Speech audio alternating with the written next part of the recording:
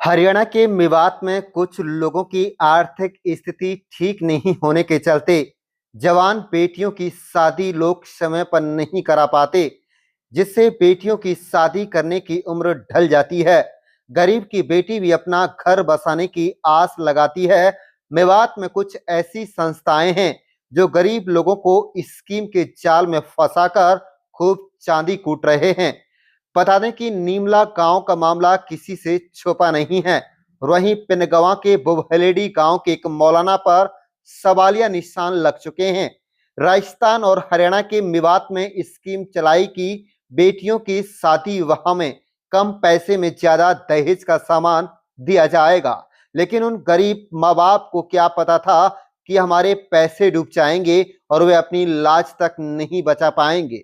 हुआ यूं कि कुछ लोगों ने लाखों लाखों रुपए स्कीम चलाने वाले ठगों के पास एजेंटों के माध्यम से जमा करा दिए। अब ईद के बाद का आश्वासन देकर फिलहाल माहौल शांत करा दिया गया। ईद के बाद क्या होता है यह तो आने वाला ही वक्त ही बताएगा। जहां तक बात की जाए तो ईद के बाद जिन बेटियों के दहेज का सामान स्कीम चलाने वाले लोगों ने नहीं दिया, तो यहां बड़ा बवाल देखने को मिल सकता है।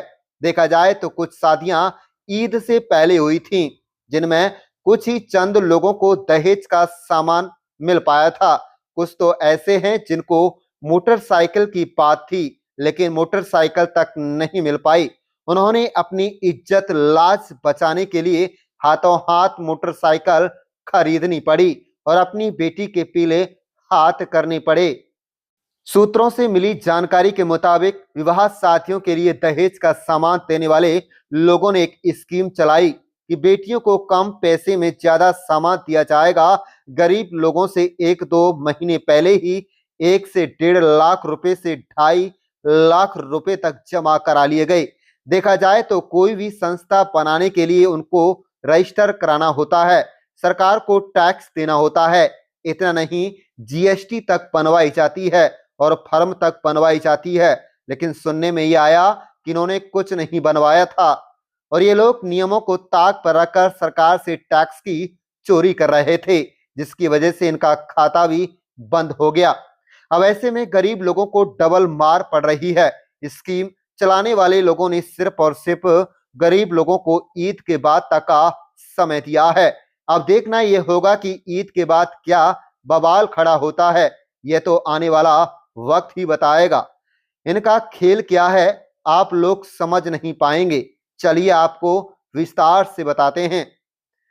इन्होंने स्कीम बनाई कि बेटियों की शादी में कम पैसों में ज्यादा दहेज दिया जाएगा। मान लो 1000 लोगों ने 1-1 लाख रुपए जमा कर दिए तो वह बहुत बड़ी रकम बन जाती है। उसको बाद में 1000 लोगों में से 20 लोगों को दहेज का सामान दे भी दिया तो यहाँ के गरीब लोग लालच में आ जाते हैं और स्कीम की बात आग की तरह पूरे मेवात में फैल जाती है कि फलाने फलाना स्कीम के तहत बेटियों की शादी करवा रहा है।